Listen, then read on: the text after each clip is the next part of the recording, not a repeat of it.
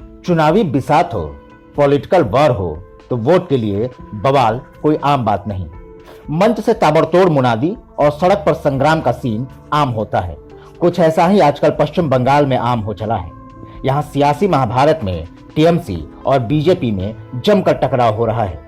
मंच से गला फाड़ मुनादी और सड़क पर खूनी संग्राम की खबरें सुनने और देखने को मिल रही हैं।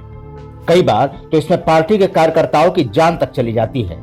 वोट बैंक की हकीकत इतनी बढ़ गई है कि एक पार्टी के कार्यकर्ता दूसरे पार्टी के बड़े नेताओं पर भी हमला करने से बाज नहीं आ रहे। अभी कुछ दिन पहले ही डायमंड हार्बर में बीजेपी अध्यक्ष जेपी नड्डा के काफिले पर हमला किया गया था। उस हमले में कैलाश विजयवर्गीय बाल बाल बचे थे। इस हमले पर खूब हो हल्ला हुआ। सूबे से लेकर दिल्ली तक खूब हंगामा मचा और अब जबकि चुनाव नजदीक आ रहा है तो चुनावी तपिश चरम पर पहुंचना लाजमी है। अब बंगाल के इस वॉर में पोस्टर पॉलिटिक्स भी शुरू हो गई है। दीदी की पार्टी को छोड़कर बीजेपी का दामन थामने वाले अरिंदम भट्टाचार्य ने दावा किया है कि उन्हें जान से मारने की धमकी मिली है। भट्टाचार्य का दावा है कि उनको यह धमकी दीवार पर पेंट कर और पोस्टर के जरिए दी गई। पोस्टर में लिखा है कि विधायक अगर 7 दिनों के अंदर क्षेत्र छोड़कर नहीं जाते हैं तो उनकी हत्या कर दी जाएगी और इस अंजाम के जिम्मेदार वो खुद होंगे। लेकिन इस धमकी से अरिंदम डरे नहीं बल्कि उल्टा टीएमसी पर टूट पड़े। बोले चलो देर से ही सही, टीएमसी को यह एहसास तो हुआ कि सूबे के लोग अब उन्हें नहीं चाहते। अभी तो टीएमसी डर का माहौल बनाना चाहती है और इस तरह के हथकंडे आजमा रही है। अरिंदम इतने पर ही नहीं रुके, उन्होंने ये भी कहा कि मैं उस चुनौती को स्वीकार करता हूं और कहीं जाने वाला नहीं हूं। ऐसा नहीं है कि केवल अरिंदम को ही जान से मारने की धमकी मिली हो, बल्कि टीएमसी छोड़कर बीजेपी में आए दूसरे कई नेताओं पर भी दबाव बनाया जा रहा है और केस करने तक की धमकी भी दी जा रही है। कुछ दिन पहले तक ममता बनर्जी सरकार में मंत्री रहे राजीव बनर्जी रसूखदार मंत्री थे।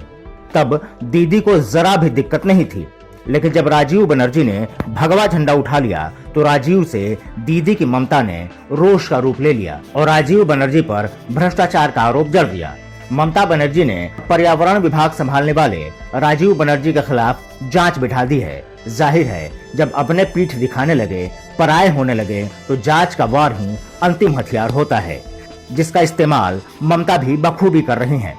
ऐसे समय में जब चुनाव सिर पर है, पिछले कुछ दिनों में टीएमसी से कई कद्दावर नेता पार्टी को टाटा बाय बाय कह गए हैं, तो दीदी को लग रहा है कि अगर यही सिलसिला जारी रहा तो अगले विधानसभा चुनाव में सरकार कैसे बन पाएगी। लिहाजा अब दीदी ने दबाव बनाने की राजनीति शुरू कर दी है। लेकिन दीदी के पूर्व लेफ्टिनेंट भी कहां चुप रहने वाले हैं।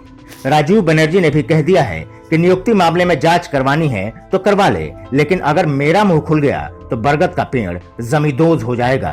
टीएमसी की जड़ें हिल जाएगी। लेकिन ये सत्ता का संग्राम है, जुबानी जंग की कोई जगह नहीं है। असली जज तो जनता जनार्दन होती है, जो हर मंशा को और हर सफेद पोश की हकीकत को सबसे ज्यादा जानती है।